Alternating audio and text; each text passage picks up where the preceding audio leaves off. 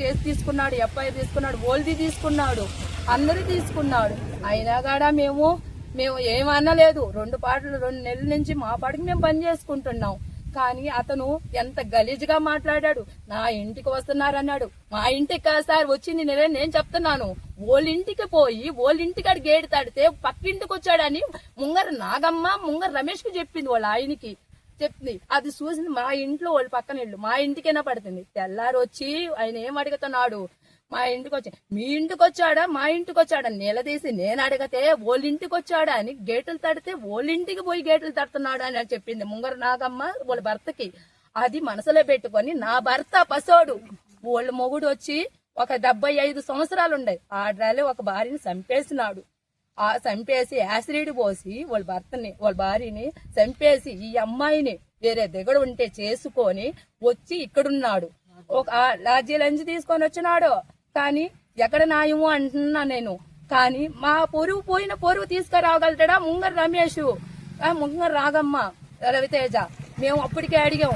Case కడుతున్నారు, అన్ని కట్టినారు. కత్తితో నరికేదానికి అడ్డాలు వచ్చినారు, మా కాడికి అడ్డాలు వచ్చినారు. మేము తీసుకోపోయాం. వాడేం చెప్తాడు వాళ్ళ పిల్లవాడు కానీ స్టేషన్ లో నేను పెద్ద గొడవ అయిపోతుంది అందుకే నేను కత్తి తీసుకోబోయాను అని చెప్పినాడు. ఎస్ఐ ముందర ఒప్పుకున్నాడు, కానిస్టేబుల్ ముందర ఒప్పుకున్నాడు. ఆ కసితో నా కేసు కొట్టేయమని ఇది ఎన్ని చేసి మా ఇంటికి ఎవరో వస్తున్నారని మాట్లాడుతున్నారు. నీ ఇంటికి బండి మీద వాళ్ళ భార్య తిరుగుతుంటే నేను చూసాము, పక్కన వాళ్ళు చూసాము, అందరూ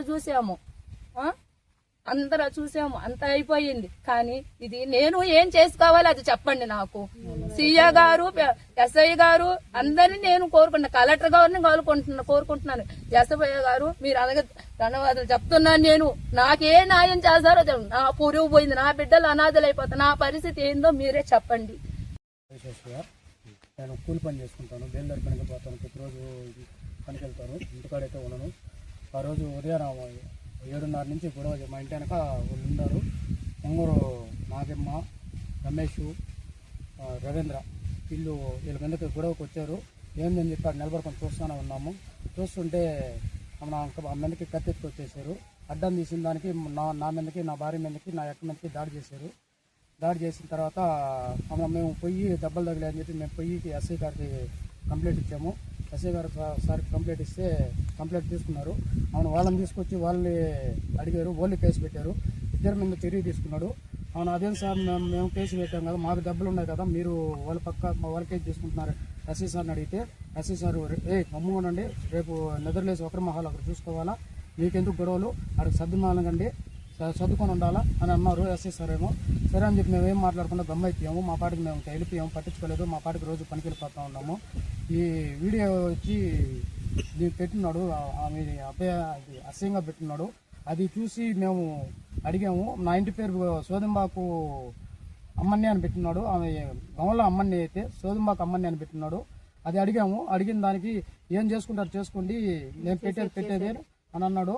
సరే అని చెప్పి మళ్ళీ వీళ్ళు ఆమె అడుగుతా ఉంటే ఆమె ఒక దెబ్బ కొట్టడం ఆమె వాళ్ళ ఆయన వచ్చి నెట్టంగానే ఆమె కర్రల మీద పడిపోయి ముక్కు మీద గాడు తగిలింది. అన్ని నుంచి వెళ్ళి ఎస్ఐ సార్ వచ్చాడు. ఎస్ఐ సార్ వచ్చి తీసుకుపోయి స్టేషన్లోకి మమ్మల్ని అరిచి తీసుకుపోయాడు. అవును వాళ్ళు వచ్చి కంప్లైంట్ ఇచ్చారు. అవును మేము సార్ మేమేం చేయలేదు, మా లేకపోయినా మేము మీద కంప్లైంట్ ఇస్తున్నారు అని అన్నాము. లేదురా మీరు ఆల్రెడీ ఉన్నారు కదా రావాల్సిందే అని చెప్పి అన్నారు. సరే అని చెప్పి వెళ్ళిపోయాం. మేము వెళ్ళిపోయిన తర్వాత ఇప్పుడు మళ్ళీ తర్వాత పెట్టినారు, ఇప్పుడు పెట్టినారు. ఇప్పుడు పెట్టిన దాంట్లో మేము రౌడీలు అంటున్నారు. మేము పనికి పోతేనే మాకు జరగద్ది. నాకు 2 ఆడకు బిడ్డలు ఉన్నారు, నేను ఆడపిల్లకలకి వెళ్ళాము. నేను పనికి పోకపోతే నాకు జరగదు.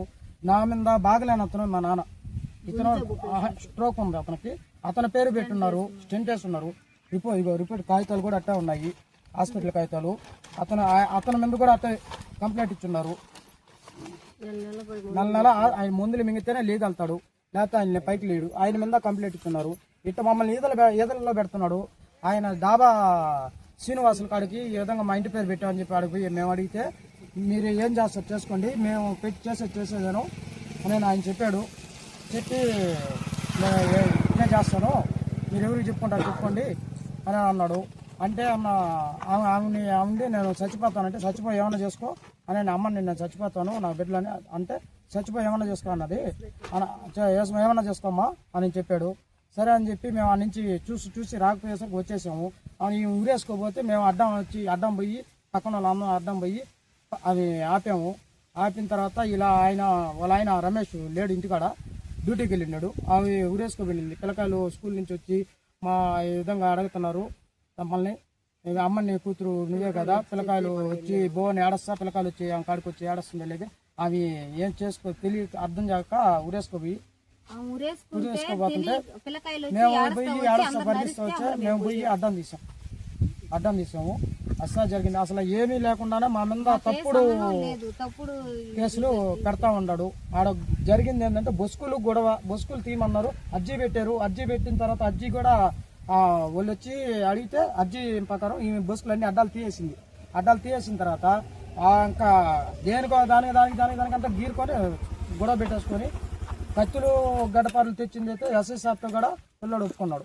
నేను తెచ్చాను, నేనే తీసుకుపోయాను, గొడవ మా అమ్మ ఆమె వచ్చిందని చెప్పి నేను కత్తి ఎత్తుకుపోయాను, గడ్డపార ఎత్తుకుపోయాను, గొడవ పెద్దయిందని అని ఒప్పుకున్నాడు సార్. జరిగింది. మాకు ఒక న్యాయంగా వాళ్ళకి ఒక పక్క న్యాయంగా ఏం చూడలేదు. అసలు దెబ్బలు తగిలింది మాకు. రిపోర్ట్లు కూడా ఎస్ఐ సార్ కంప్లైంట్ లో ఉన్నాయి. నా భార్య కావాలంటే నా దాంట్లో ప్రూఫ్లు కూడా ఉన్నాయి. నా భార్యకి తగిలిన ప్రూఫ్లు కూడా నా దగ్గర అట్లా ఉన్నాయి. నేను తీసి పెట్టుకున్నాను. ఇదిగోండి నా భార్యకి తగిలిన గాయాలు. ఆ రోజు నేను ఫోటో తీసి పెట్టుకున్నా. మా అక్క గాయం ఇది గోరు గాయకు తగిలింది. నాకు తల మీద కొట్టేస్తున్నారు. ఇది రిపోర్ట్లు కూడా ఎస్ఐ సార్ కాడ డాక్టర్ కంప్లైంట్ లో ఇచ్చున్నాం. మేము మాకు దెబ్బలు తగిలితే మా మీద మళ్ళీ రిటర్న్ కేసు పెట్టి మమ్మల్ని మా అమ్మ మా నాన్న అసలు దాంట్లో లేరు. వాళ్ళు కూడా అందరినీ ఫ్యామిలీ మొత్తం అని చెప్పి పెట్టేస్తున్నారు. దీనికి మీరే CI sir, SI sir, DSP sir, collector sir మీరే న్యాయం చేయాలి.